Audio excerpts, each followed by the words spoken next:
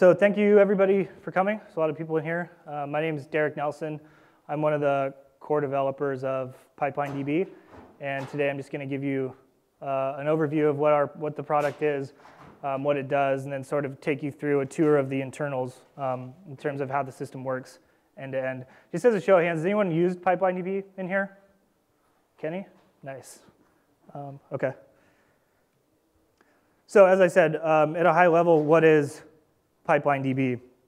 And at the simplest level, PipelineDB is a system that allows you to run continuous SQL queries on streams. And we call this abstraction the continuous view, which you'll be hearing me mention quite a few times during this presentation.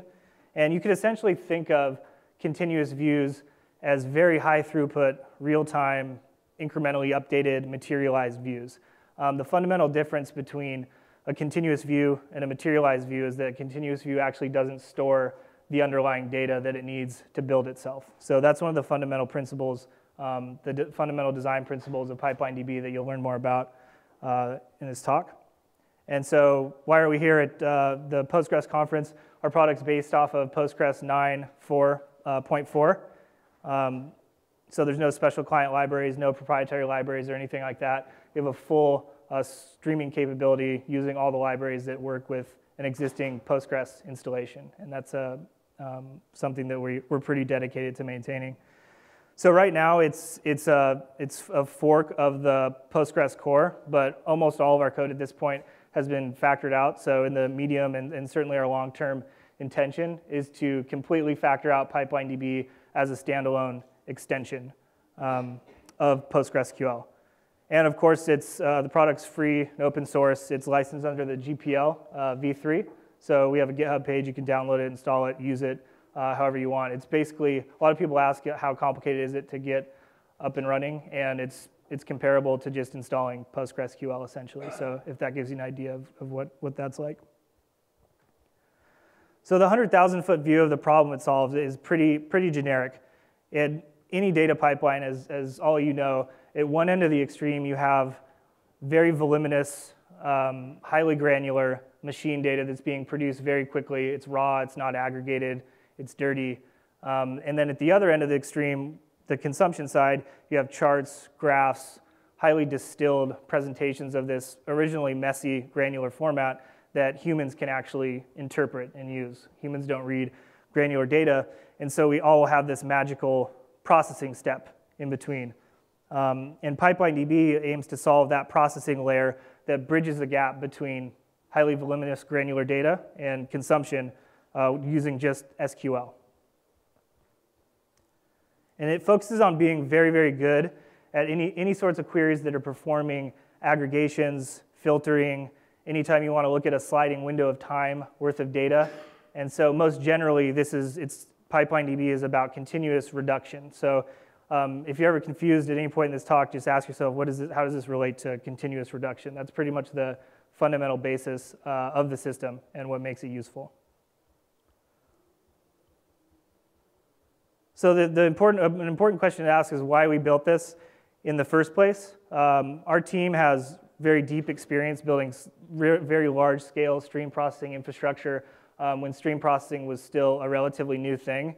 And we used pretty much every open source system out there. We built a lot of things ourselves. And ultimately, everything ended up sort of looking like something like this. There was a lot of duct tape, a lot of one-off solutions, and it was really messy, difficult to manage because a lot of these things are still very new. And so ultimately, PipelineDB is meant to simplify that layer of processing that is typically known as very complex, cumbersome, burdensome. And we do that by putting a continuous view between data production and data consumption. So this simplicity is nice, but it has to have something more to be useful. Obviously, continuous SQL queries are pretty unique. So they do give you more than just simplicity. So the first one, the most fundamental one, and sort of the other ones kind of are derived from this, a continuous SQL query allows you to aggregate data before anything is ever written to disk. And so if you think about like typical ETL jobs, batch ETL jobs, that's really what they're doing. They're taking granular data aggregating it, then writing it to some database. And with continuous queries, you're able to do this continuously, send information directly into the database, and where it can be continuously aggregated and then written to disk once it's as small as possible, which has obvious performance benefits. So what that means is if you think about this extremely simple continuous query here, select count star from stream, over time the data volume, this purple line here, might grow exponentially or it might grow very, very quickly. But with continuous aggregation, the size and complexity of the database can actually remain constant. And that can be a really powerful thing because you don't have to rely on scaling your infrastructure out, adding a bunch of new nodes as your data volume increases, because the output of these continuous views is the only thing that's stored in the database, and it's typically much, much more dense than the input to the continuous views. So that differential between the size of the input and the size of the output, our system exploits by maintaining this level of size and complexity that's essentially independent of the amount of data that's been pushed through the system. So a second major benefit of continuous queries, and this is probably the most popular thing that our users use the system for, are sliding window queries. So this allows you to look at information that's only relevant within a predefined window of time. So in this case, you can define this query with a max age of 1 hour. And anytime you select from this continuous view, the only data that you'd see is guaranteed to be only relevant within the last hour. So anything that's outside of that window is physically removed from disk. In the background, it's trimmed out at read time.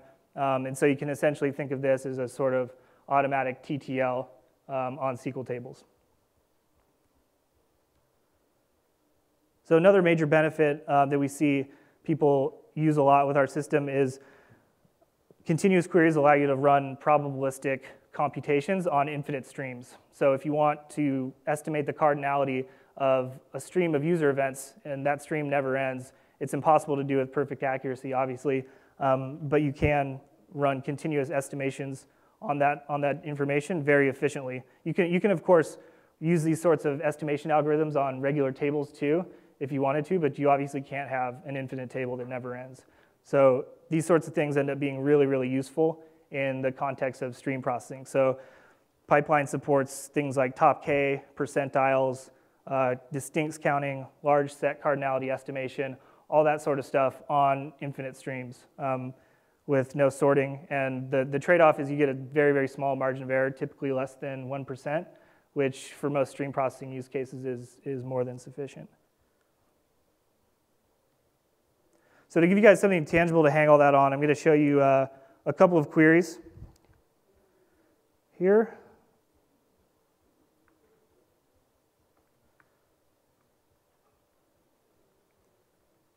So this is a tool we have called Adhoc.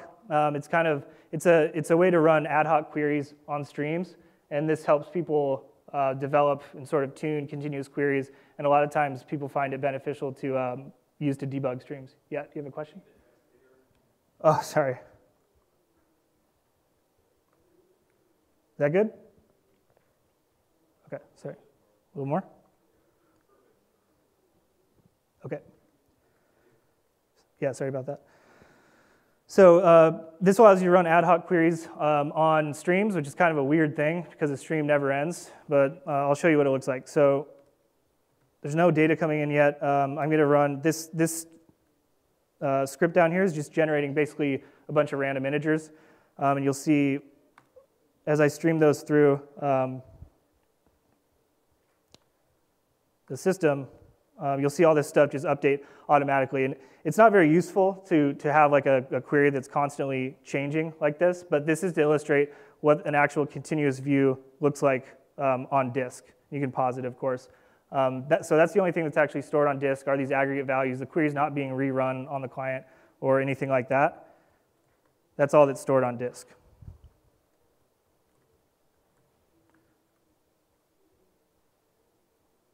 And so this query is a sliding window query that I mentioned earlier. Very, very simple one, obviously. So it's the second one down here, V1. It's just going to select the count from the stream within the last 5 seconds. So I'll just do a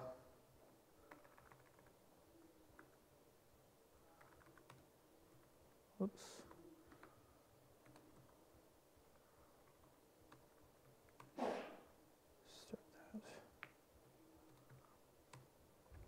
So now when I select from this thing, you'll see the count increasing, obviously.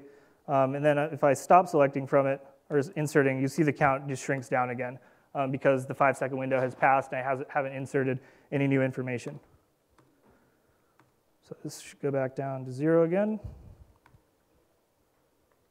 And then obviously this works for the entire suite of SQL, so it's pretty useful. I'll show you another demo at the end of the talk that's a little more involved, but that's just to give you guys something to hang this on for now. So now we're going to dig into the internals. I'm going to start at where data originates, where it comes into the system, and then I'm going to talk about how it moves through the system, how it's processed, and ultimately how it ends up in a continuous view where it can be read by some client. Before I dive in anymore, does anyone have any questions about anything at a high level? Sweet. Okay, so streams internally are actually a foreign table. When we first started developing the system, streams were a much more special thing, and anytime you inserted into a stream, it was intercepted in the execution path, and it had kind of it was treated specially. And we moved away from that for a couple of reasons. One, it caused a few special cases to be necessary throughout the code base that we weren't happy with. But the main reason is that it's helping us move to a completely factored out extension. We're trying to use as much of the extension APIs as we can. And it makes a ton of sense to have streams be foreign tables because they essentially behave exactly like tables. So this was really natural. So there's a system-wide foreign server that you need for a foreign table called pipeline streams. You'll see that in every database in PipelineDB. It exists by default. And then we simply have a foreign data wrapper that reads from and writes to what we call the stream buffer, which is where all this streaming information begins. It's where the processing always starts, and we'll talk about that in a second.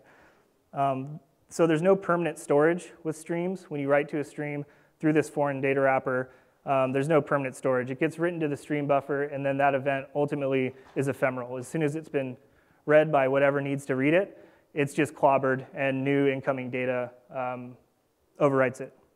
So stream rows only exist until they've been fully read. And this at the top is sort of the high-level flow of this part of the internals, the first phase. Data arrives at the stream buffer, so that's where we are now. And these just look, as you guys saw, these just look like a regular insert into a table, insert into stream. And they ultimately go through this foreign data wrapper and end up in this stream buffer here, which is essentially a huge pre-allocated block of shared memory in the system that all these different processes that I'll mention read from this thing. So it's a giant shared block of shared memory, and it's a concurrent circular buffer essentially. So what that means is a data point comes in after this insert, this heap tuple you see here on the right, and this bitmap on the right corner of this thing. Each of those bits represents a continuous view that needs to read that particular event. And as soon as every single continuous view that's interested in this event has read it, all of them get flipped to 1, and at that point, any new incoming data can overwrite this this dead row, essentially. So that's the nature of what makes this thing circular. And all the appends are contiguous, so every new incoming event goes directly after the last one, which makes the writes fast. Yep. A couple of questions. Sure. So is the stream that is being flown into the system, is it going through your postmaster, or is your foreign data wrapper processes actually receiving the stream? So his question was, for a stream insert, is the insert going through the postmaster or like the regular insert path, like any sort of table? Is that what you're asking? Right. Yeah, so it goes through the regular insert path. Before, as I said, it actually had a special path, which was different, but now it goes through the same exact insert path as you'd see for inserting into a table or any other foreign data wrapper. So, yeah. So that means it goes through your shared buffer of Postgres, and then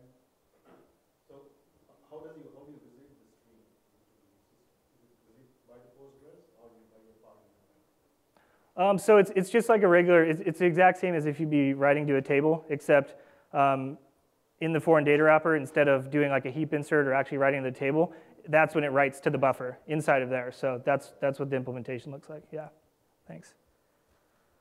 So that heap tuple can be evicted now. And the next stage of the ingestion process involves running a query on a micro batch. And this is done by a process type we call worker processes. And these things run as just regular Postgres background workers. And this is another part of the sort of extensibility API that helps us basically turn Postgres into whatever we want.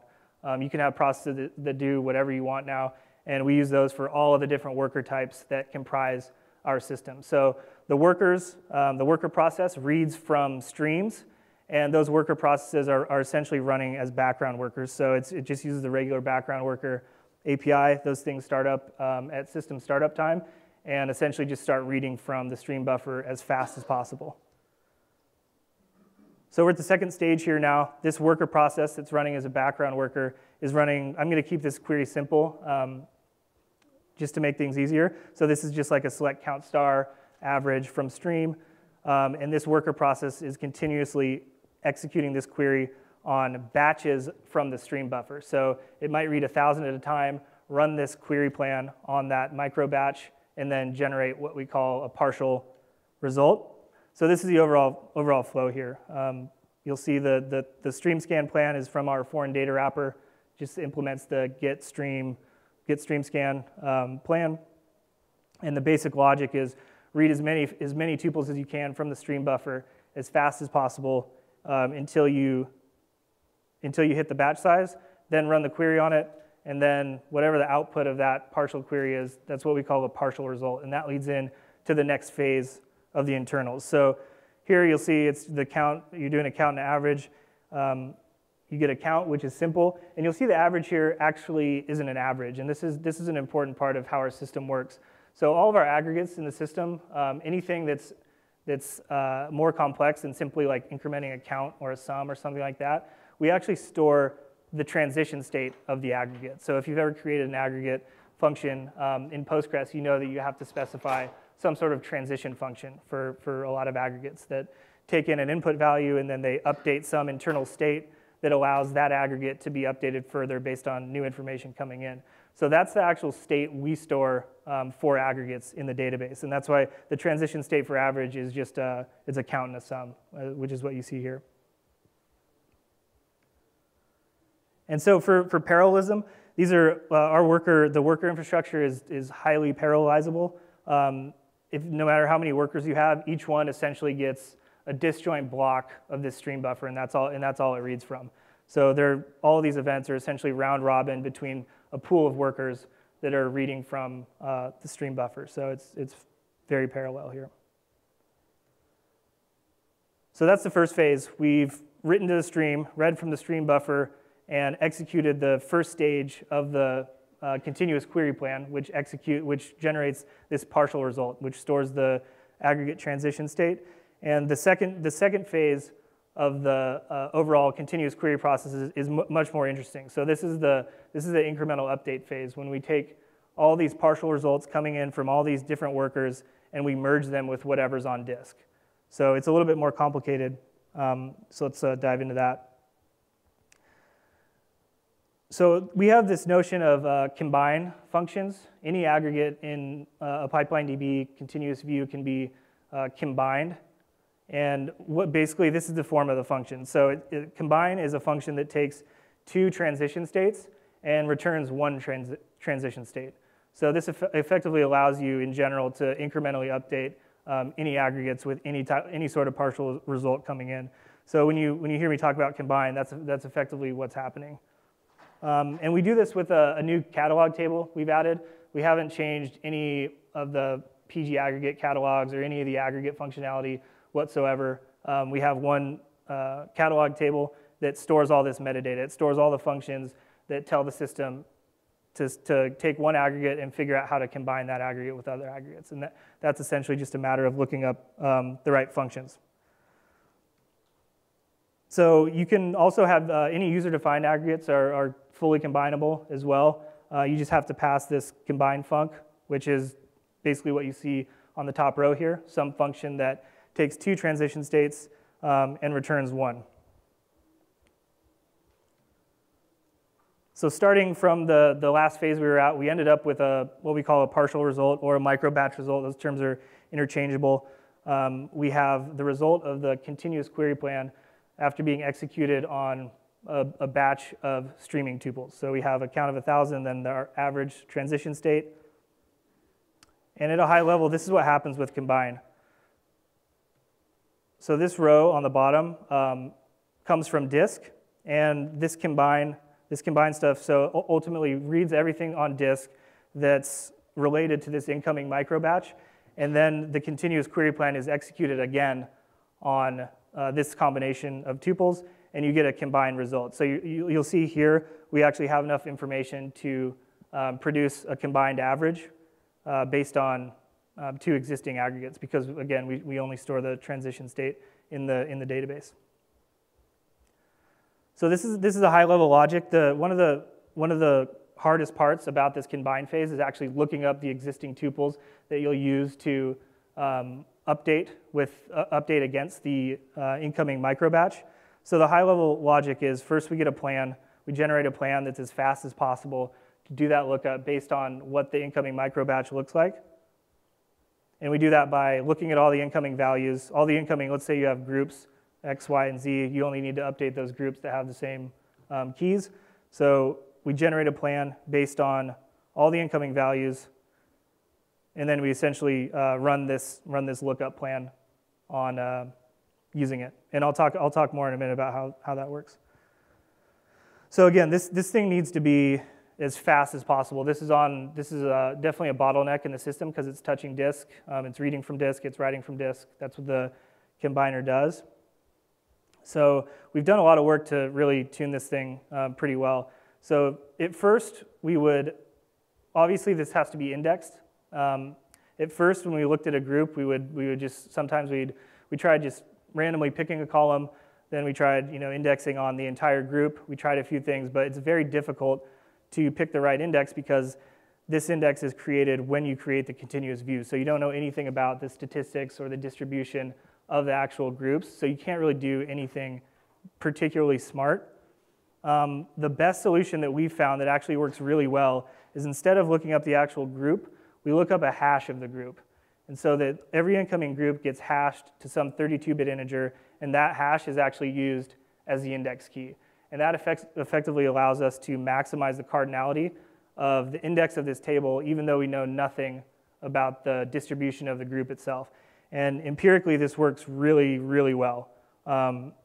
It's great for random lookups. The downside is that you obviously have to deal with collisions. But since all of this stuff is happening programmatically in this combiner process we have, it's actually not a big deal to just trim out the collisions after the fact and go from there. It's pretty straightforward, and it works really well for us.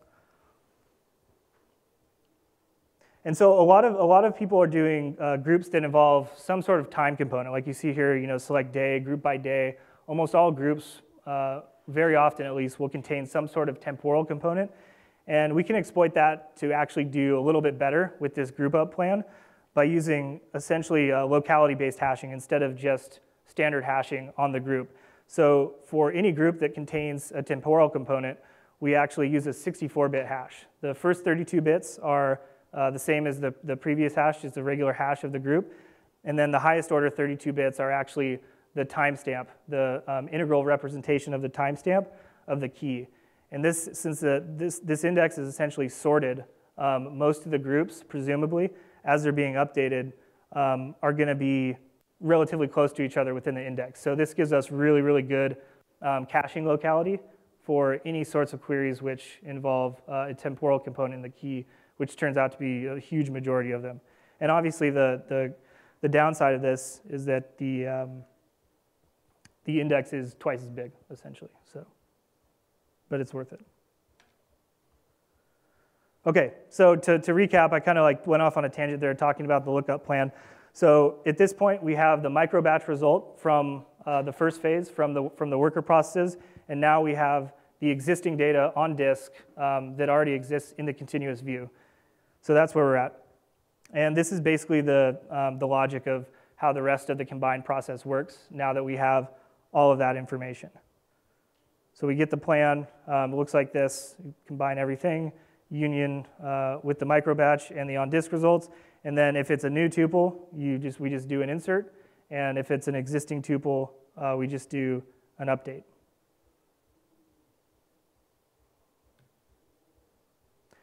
And so the combiner parallelism is a little bit different than worker parallelism because they're touching rows on disk, so this part isn't as simple.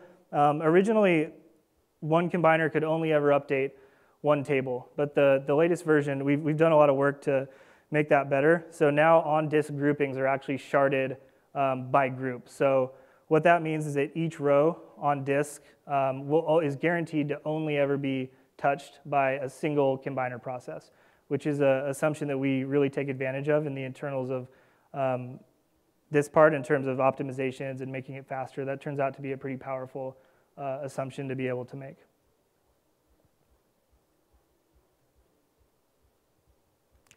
So, I'll show you guys a little more interesting demo than before.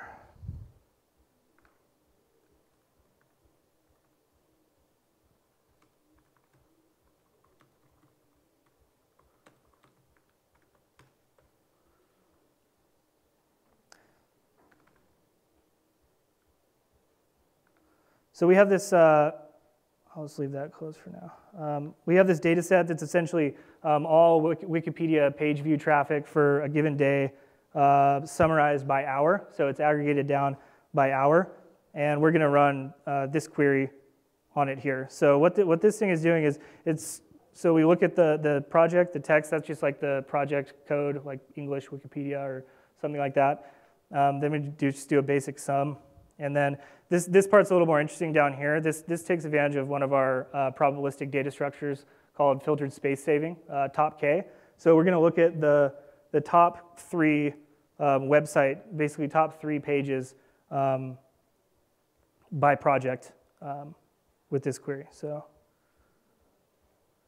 first I'm going to create the stream.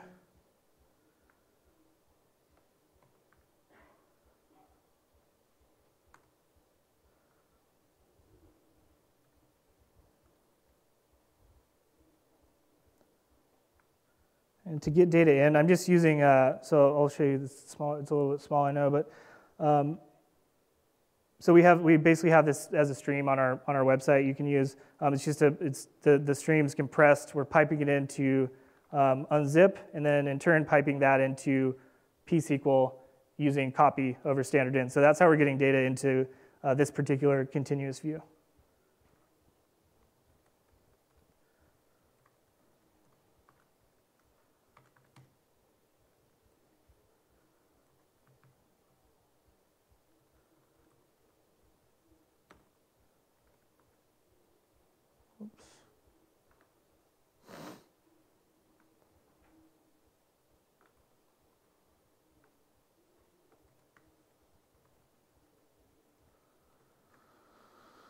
So that's coming in. Then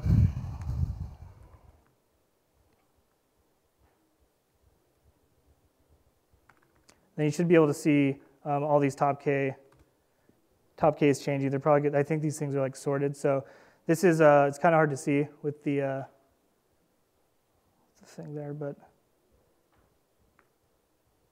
so we're essentially doing TopK here. But these are the rows you see here are the only thing that's actually stored in the database. So typically to do TopK with perfect accuracy, you need to keep everything, sort it, and then trim off the TopK. Here we're doing it with just this data you see here in the database, which is obviously much smaller.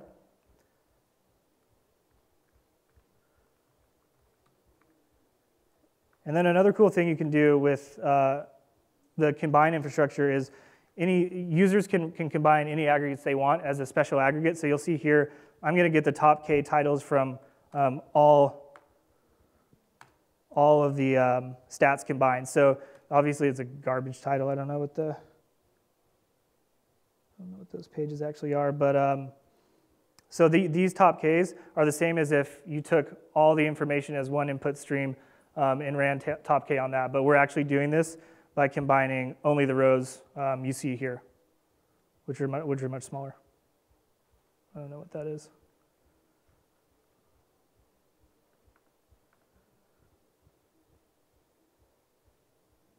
So the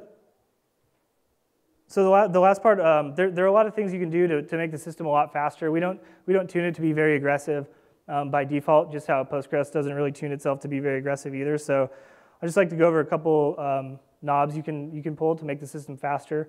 The first one is continuous query num workers. This controls the number of worker processes that can be reading from the stream buffer, essentially. The other one is num combiners. These are the processes, the second part of the internals that we talked about, doing the incremental updates. This is the number of processes that can be doing that in parallel. This continuous query batch size, this is how many tuples each worker process will read from the stream buffer at once, which if you're getting a lot of aggregation, this is probably the best thing you can tune. The bigger the batch size, the more the worker process will be able to shrink that down relative to the input.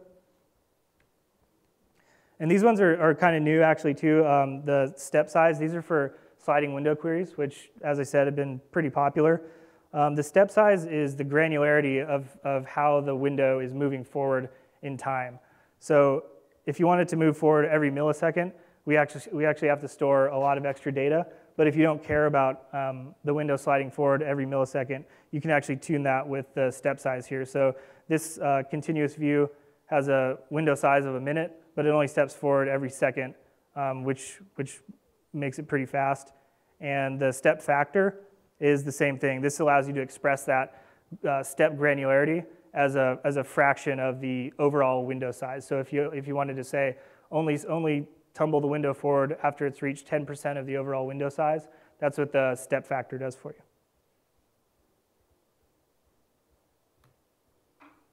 Okay, so that's it. If you guys have any questions, I think we have some time. I'd be happy to answer anything.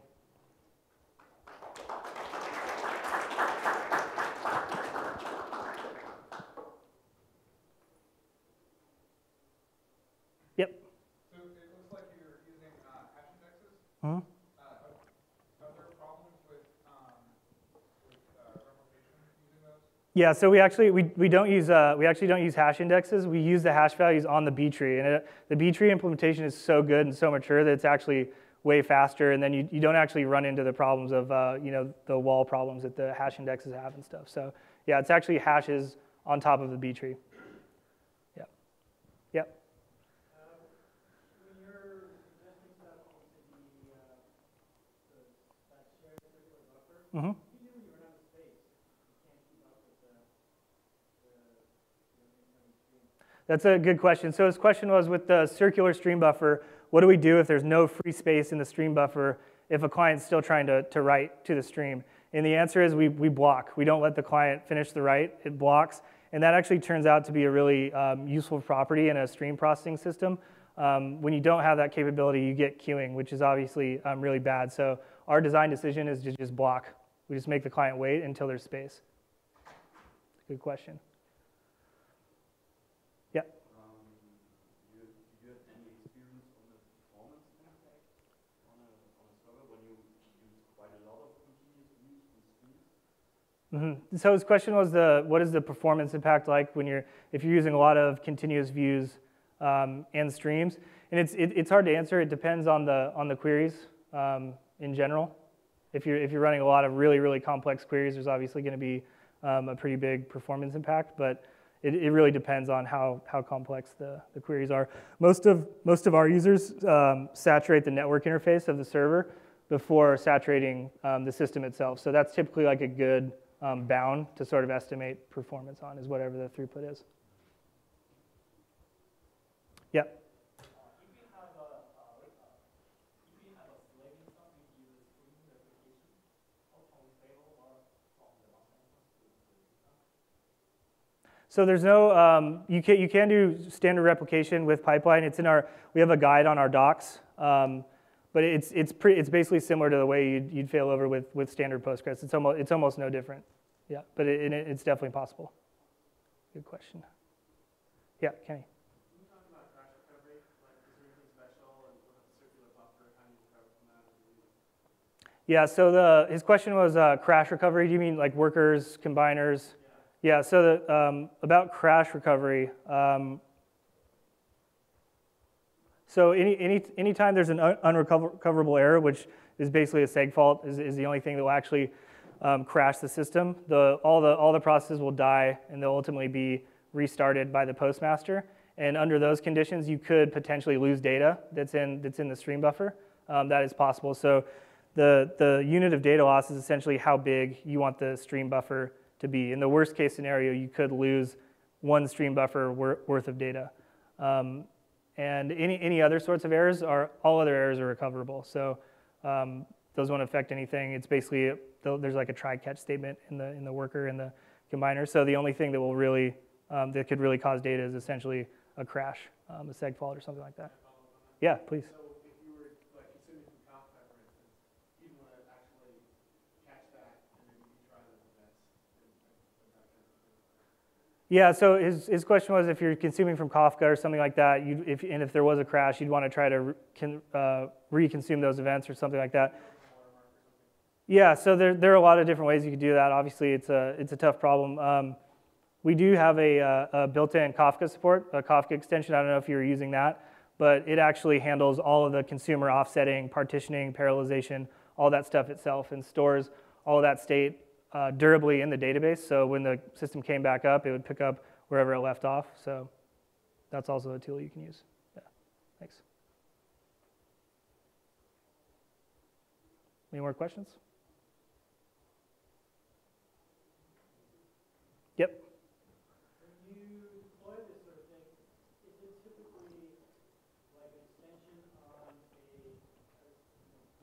usual table-based production database that also does streaming, or is it normally like a separate database that you send stream data to and associated with that?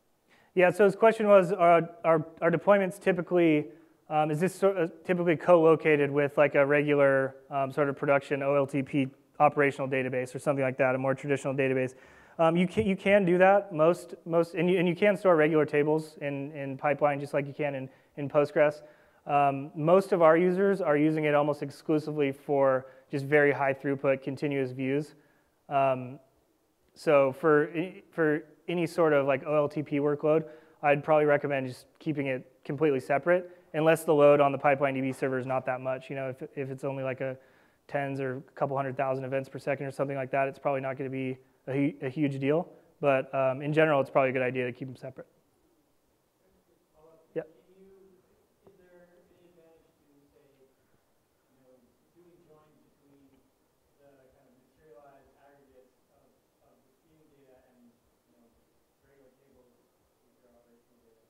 Yeah, so you can actually do stream table joins. So you can actually include you can actually solve that problem with the continuous view definition itself. So what we see a lot of users doing is like augmenting streaming data with a table. So they'll join the streaming event on the table by like user ID, and then they'll have like the username from that, and that will come from a table.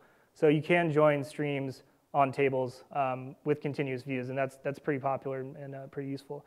You can't join streams on streams. We don't support that yet. I don't know if we ever will. It's kind of a hard problem, and so yeah. But streams and tables you can join. Did that answer your question? Yep. Okay, thanks. Anybody else? Yep.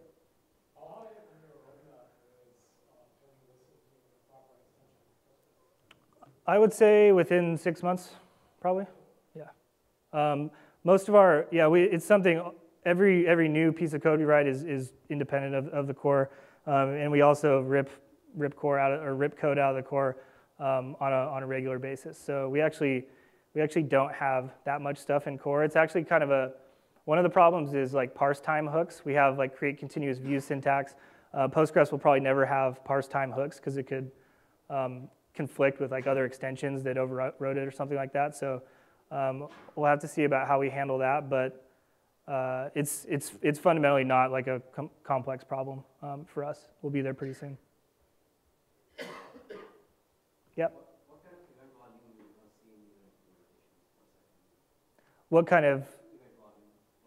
So his question was, what kind of event volume have we seen in our implementations? We have, it ranges again on the complexity of the query, but most power users who are doing reasonably complex queries, anywhere from 250 to a little over 1 million events per second on like one server is pretty common for power users. Yeah.